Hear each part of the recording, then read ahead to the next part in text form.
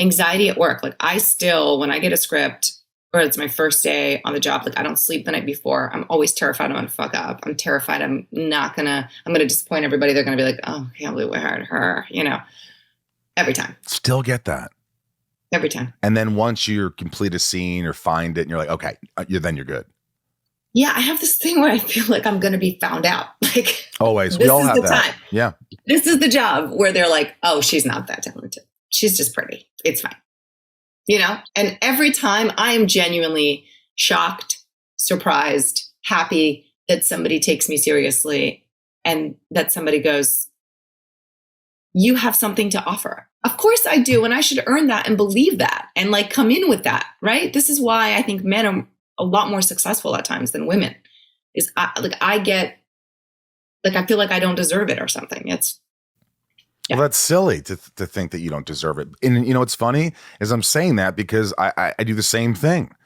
Why are you nervous? Why are you not trusting yourself? And sometimes you could be so great in a scene, so committed, so intense, so everything you knew you could do deep down, and it works.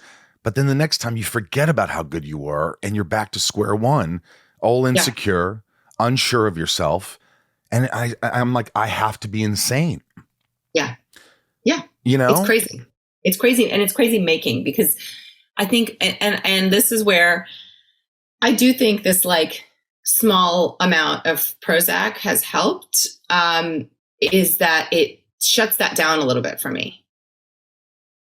Even though that's more associated with anxiety or whatever, but the self-doubt part, I think comes from like a depression or like a value thing, and it shuts that down a little, and it makes me able to be a little bit more daring, a little bit more, let me see what happens if I do this thing that I want to do. Yeah. I really appreciate you talking about that, because I've never had any guest or anyone talk about like PMS and depression with that and taking Prozac and like the stigma that's attached to all these antidepressants or anti-anxiety, but people's brains are different. The genetics are different. Yep. Sometimes you have these things